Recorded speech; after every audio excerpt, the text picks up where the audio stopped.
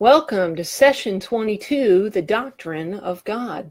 Tonight we're going to look at four major categories. The fact that God exists, we're going to look at his attributes, his sovereignty, and we're going to look at the Trinity. But before we get started, let's go ahead and open in prayer. Father, we just thank you for bringing us together. I ask that you would bless the person watching this. I ask, God, that you would open our hearts and minds to receive what you would have us to learn. And Lord God, I just thank you for loving us. I thank you for the blessings, and I thank you for bringing us together. And it's in Jesus' name I pray. Amen. Well, let's start out with the story by Mack Sanders. God is not to be found in the laboratory. He cannot be proved. But then, love is not found in the laboratory. Neither is courage or longing or hope. God is to be found in the courtroom. While data cannot be garnered to prove his existence, evidence can be amassed to demonstrate the probability of his existence. There is a gap between the probable and the proved, but then few things can be proved to the unbelieving mind. Unbelief never has enough proof. C.S. Lewis, a brilliant Christian scholar who taught both at Cambridge and Oxford, readily admitted his reluctance to accept the existence of God. Yet he kept an open mind in the investigation of evidence and found himself being convinced in spite of himself. He wrote in his book, titled Surprised by Joy, that he was teaching at Magdalen College at the University of Oxford when he had an encounter with an atheist intellectual.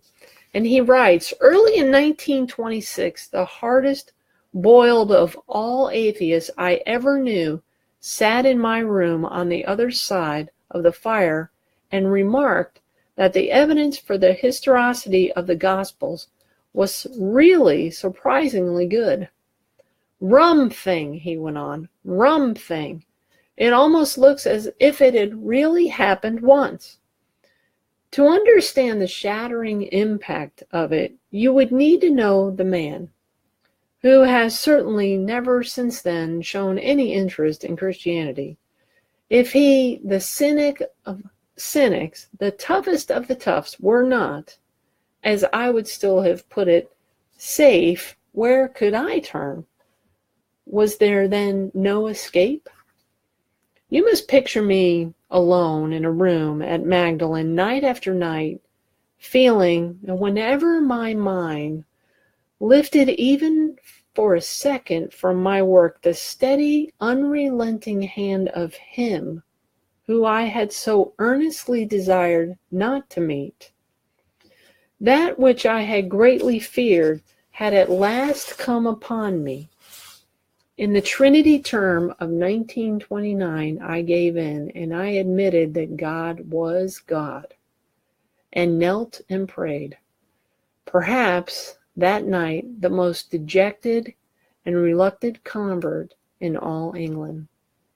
I did not see then what is now the most shining and obvious thing, the divine humility which will accept a convert even on such terms. The prodigal son at least walked home on his own feet, but who can duly adore the love which will open the high gates to a prodigal who is brought in kicking, struggling, resentful, darting his eyes in every direction for a chance to escape? If you look for God in the laboratory, you'll not find him. If you look for him in the courtroom, the evidence is conclusive. Four major subdivisions of the doctrine of God are existence, attributes, sovereignty, and Trinity. And let's go ahead and look at those. God exists. In a scientific culture, some are reluctant to believe in a being they cannot see, hear, taste, smell, or touch. However, God can't be dealt with in a laboratory. He must be dealt with in the courtroom. It's impossible to generate proof of his existence, so we must look for evidence of his existence. While the Bible simply assumes that God exists, it also provides excellent evidence so that believing in his existence is an intellectually reasonable thing to do. For since the creation of the world, his invisible attributes, his eternal power and divine nature have been clearly seen, being understood through what has been made. That's Romans 1:20. And I think it goes on to say, so there's no excuse. Attributes are the fundamental characteristics of God.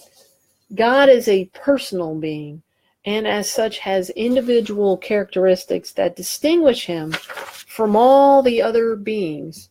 These characteristics are called attributes. Some of his attributes are shared by mankind since God created man after his personal image. These are called personal attributes. He has other characteristics, however, which go beyond man and are true of him alone. These attributes are called divine deity or divine attributes, which we'll look at more closely later. God can do whatever he wills. Sovereignty. God is all-powerful. He has the ability to do whatever he wills. This sovereignty is only exercised in harmony with his goodness, righteousness, and other attributes, and it extends to the entirety of creation for all time. In his sovereignty, he has determined that everything that has happened and will happen and yet has done so in such a way that man has true volition or choice. This is one of the mysteries or the unexplainable things of Scripture. Psalms 135, 5 and 6 says, "For I know that the Lord is great, and that our Lord is above all gods. Whatever the Lord pleases, he does, in heaven and in earth and in the seas and in all deep." And last but not least, Trinity. God in three persons, yet one. Another mystery of the Scripture is the Trinity. The Bible says distinctly that there is only one true God, Deuteronomy 4.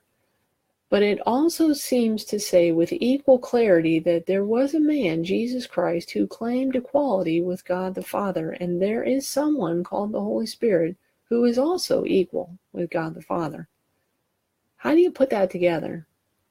Historically, the concept has been termed the Trinity. There is one God who exists in three persons.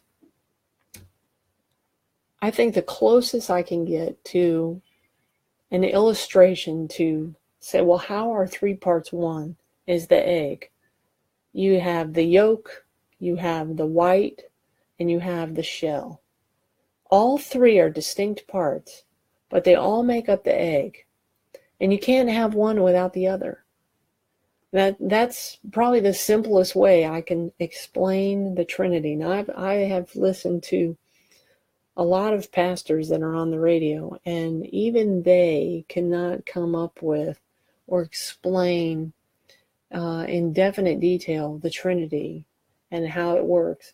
My little mind just says, well, I just think of an egg and there's three parts and you need all three of those parts. And that's what makes the egg. Well, it's Father, Son, Holy Spirit, what makes the Trinity. God, Jesus, and the Holy Spirit making the Trinity. All three one, all being the same, but yet distinct. So it's a very difficult concept to grasp, but by faith, I believe that it exists, especially when the Bible talks about God, talks about Jesus, talks about the Holy Spirit, talks about God sent his Son, talks about how Jesus sent the Holy Spirit to reside in us after we have believed in him. So while there are probably other ways to try and explain that, to me, that was the easiest way. while it's, Mack says it's impossible to give an illustration of the Trinity, the evidence remains, and it has been embraced as a fundamental teaching of Christianity from the beginning. Deuteronomy 6:4 says, "Hear, O Israel, the Lord our God, the Lord is one." 2 Corinthians 13:14 says, "The grace of the Lord Jesus Christ and the love of God and the fellowship of the Holy Spirit be with you all." Well, there you have the doctrine of God. Now, further consideration of the attributes of God. There would be divine attributes. Omnipotence, omnipotence, I always want to say omnipotence. Omnipotence, which is God all-powerful. Job 42:2 says, "I know that thou canst do all things, and that no purpose of thine can be thwarted." Then you have omnipresence. God is present everywhere simultaneously. Psalm 139:8 gives a great example of this. It says, "If I ascend to heaven, thou art there. If I make my bed in Sheol, behold, thou art there." Omnipresence, God everywhere. Omnipotence, God is all powerful. Then you have omniscience, which God knows all things. Psalm 139:4 says, "Even before there is a word on my tongue, behold, O Lord, thou dost know it all." So God is all powerful. God is everywhere. God is all knowing, right? Omnipotence, omnipresent, omniscience. All right. And then personal attributes. Holiness. God is without evil and is only good. He cannot lie. Okay. Isaiah 5:16 says, "God seeks the best for others." God is seeking the best for you and for me. I don't know about you, but I like that. There's not very many people that we would run across that are seeking the best for us. It's nice to know that God is always seeking the best for us. And then love. He loves us. God applies righteous consequences equally. Well, it's justice. Sorry. God seeks the best for others. That's love. Holiness. God is without evil and is only good. So you've got holiness. Sorry, I got out of order. Holiness. God is without evil and is only good. Love. He seeks the best for others. And justice. He applies equal consequences across the board for stuff. 1 John 4:8 says, "God applies righteous consequences equally to everyone." So your personal attributes, holiness, love, and justice. So here you have the Lord God, who is omnipotent, which means he's all-powerful. Omnipresent, which means he's everywhere. Omniscient, which means that he knows everything. And as a result, he displays holiness, love, and justice for you and for me. That's a great thing. That's a great thing. Well, that finishes up the doctrine of God. I hope that helped you tonight. I hope I gave you some things to think about. Even C.S. Lewis, who, wow, what a writer. You can get some of his books today, and they just blow your mind. The stuff that he writes.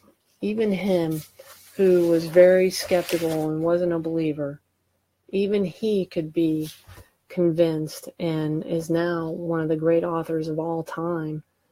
Still, his stuff is prevalent today that we read, and very helpful, I think, very helpful. So it gives me encouragement and to know that when I think about the Lord, I don't have to worry that he doesn't know what he's doing. I don't have to think about the fact that he's never seen that before. He's seen it all. He's seen it all. He's heard it all. He's seen it all. He knows what we're going to do. He knows how we're going to handle it. It's just that those attributes of his, the fact that he exists, the fact that he's never gone away. He's always been there. That, I don't know, that just speaks highly to me. The Lord, He's just good. He's just good. Well, I hope that you have a blessed evening. Thank you for joining me. And tune in next time to session 23. If you are enjoying these teachings, please tell a friend. Please share it with them. Share the page.